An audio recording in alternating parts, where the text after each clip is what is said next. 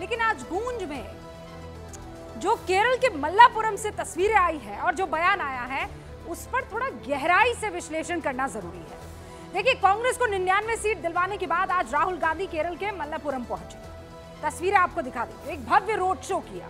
Road show के लिए केरल इसलिए चुना गया क्योंकि वहां कांग्रेस और यूडीएफ ने 20 में से 18 सीटें जीती है। बड़ी जीत है और इसी वजह से धन्यवाद यात्रा वहां पर राहुल गांधी ने की है। इसी धन्यवाद यात्रा के दौरान राहुल गांधी ने संविधान का जिक्र फिर से किया।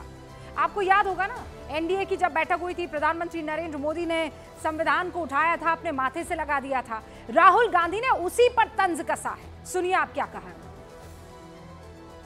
People of India also told them that the Constitution is our voice. Do not touch the Constitution. 21st century is a visual century. Images have become much more important. Before the election, you saw BJP leaders saying we will tear up the Constitution, we will throw the Constitution away, we will change the Constitution. Arrogance of power. After the election, you saw the Prime Minister doing this to the Constitution.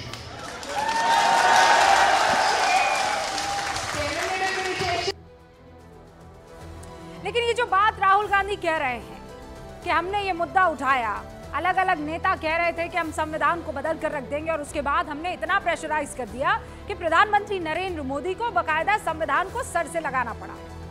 सच्चाई क्या है, मैं आपके सामने 3 तस्वीरें रख रही हूं। इन 3 तस्वीरों को गौर से देखिएगा। पहली तस्वीर है 2014 की, नरेंद्र मोदी जीत के बाद लोकतंत्र के मंदिर के आगे साष्टांग दंडवत हुए थे। दूसरी तस्वीर 2019 की, पीएम मोदी संविधान के आगे माथा टेक रहे थे, ये देखिए। और फिर आइए 2024 तीसरी तस्वीर, जब वो संविधान को माथे से लगाते हैं, यानी संविधान को उठाते हैं। अब राहुल गांधी जी ये समझा दें कि आज से 5 साल पहले जब अपना वही माथा संविधान के पास वो ले जा रहे थे प्रधानमंत्री नरेंद्र मोदी, तो क्या बदल गया था? मतलब माथा बदल गया कि संविधान बदल गया? भाई, आप माथा संविधान के पास ले जाइए कि संविधान को माथे के पास लाइए, एक ही नियत है ना। क्या बदल गया? हालांकि 2024 के आम चुनावों में जिस तरह विपक्ष ने 400 पार के नारे को संविधान और आरक्षण पर हमले से जोड़ा, उससे खास करके उत्तर प्रदेश में बीजेपी को बड़ा नुकसान हुआ है, इसमें कोई दो राय नहीं है। और मैं आपके सामने कुछ आंकड़े रखती हूं। सबसे बड़ा उदाहरण उत्तर प्रदेश कैसे है। हमारे पास CSDS के कुछ आंकड़े आए हैं। उसके मुताबिक जो गैर जाटव दलित वोट है उसका 56%, 56% हिस्सा जो है वो इंडी गठबंधन को गया है, जबकि एनडीए को सिर्फ 29% वोट मिला है। समाजवादी पार्टी से जीते जो सांसद हैं, अगर उनकी बात करूं तो 37 में से 28 सांसद दलित और ओबीसी वर्ग के जीते हैं। देश भर की अगर मैं बात करूं तो कांग्रेस ने 20 वैसी सीटें जीती हैं जो एससी वर्ग के लिए रिजर्व थी और जीत का अंतर वहां बेहतरीन था। कांग्रेस ने 20 एससी सीटें जीती हैं, यानी शेड्यूल कास्ट। औसत अंतर क्या था जीत का, आपको पता है? 3,17,000 वोटों का। और ऐसा पहले नहीं था कांग्रेस के केस में। बीजेपी ने 30 एससी आरक्षित सीटें जीती है, अंतर है 2,91,000 वोटों का। अगर 2019 की बात करूं तो बीजेपी ने 2,03,000 के औसत अंतर से 46 एससी सीटें जो है वो जीती थी, जबकि कांग्रेस सिर्फ 6 सीटें जीत पाई थी। और उस पर अंतर कितना था कांग्रेस का? 1,29,000 के आसपास। यानी उत्तर प्रदेश सहित पूरे देश में दलित वर्ग जो संविधान को सबसे ऊपर मानता है, जिसके लिए आरक्षण तरक्की का सबसे बड़ा जरिया है, वहां संविधान के लिए जो डर दिखाया गया उसका असर साफ तौर पर नतीजों पर दिखा है। और इसीलिए आज ये जानना भी जरूरी है कि संविधान में संशोधन क्या इतना आसान है जितना लोगों को बता दिया गया। भारत के संविधान के अध्याय 20 अनुच्छेद 368 में संविधान में संशोधन की प्रक्रिया बताएगी। और क्या है? इसके मुताबिक 3 तरीके से संविधान को संशोधित किया जा सकता है।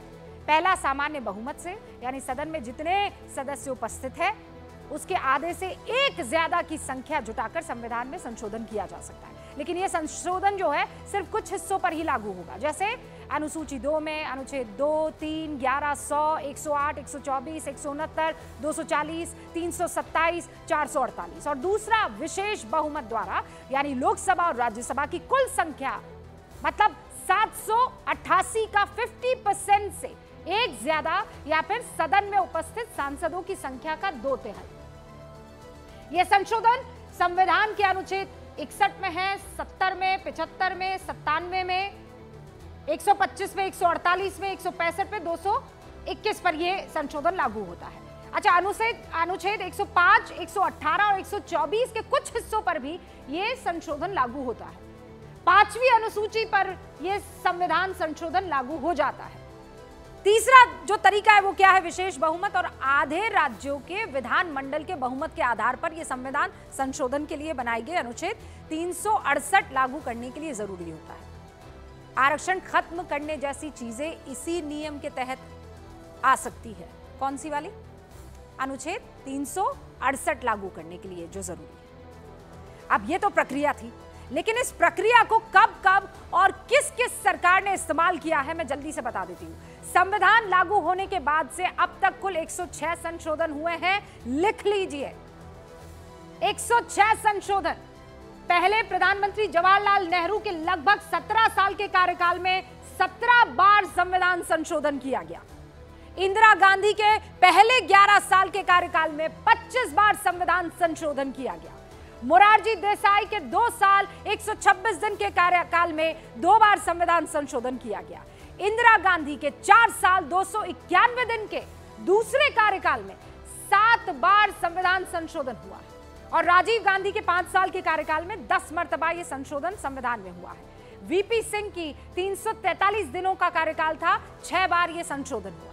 नरसिम्हा राव 5 साल का कार्यकाल, 11 बार संविधान में संशोधन हुआ। अटल बिहारी वाजपेयी 6 साल का कार्यकाल, 14 बार संविधान संशोधन हुआ। मनमोहन सिंह 10 साल का कार्यकाल, 7 बार संविधान संशोधन किया गया।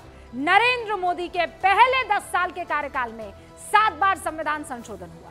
यानी इन आंकड़ों को मैं जोड़ दूं तो कांग्रेस के 55 साल के कार्यकाल में 77 बार संविधान संशोधन हुआ है। बीजेपी के 16 साल के कार्यकाल के दौरान 21 बार संविधान संशोधन हुआ। और ऐसा नहीं है कि संविधान संशोधन करना गलत है, लेकिन इसी संविधान के बदलाव की बात कहकर पूरा चुनाव आरक्षण पर लड़ा गया। आरक्षण खत्म कर देंगे, ये 400 पार गए थे और वो एससी और ओबीसी सीटों पर साफ तौर पर नजर आया है। आज इसी मुद्दे पर डिबेट करना जरूरी है। बड़ा पैनल है और संजीदगी से डिबेट होगी कि इसमें कितना सच कितना झूठ है, क्योंकि आने वाले जो 5 साल है वो संविधान के ही बदौलत उसके बूते पर ही चलने वाले हैं। लेकिन क्या इस बूते झूठ फैलाना जायज है? हमारे साथ खास मेहमान जुड़ चुके हैं, शुरू करते हैं गूंज।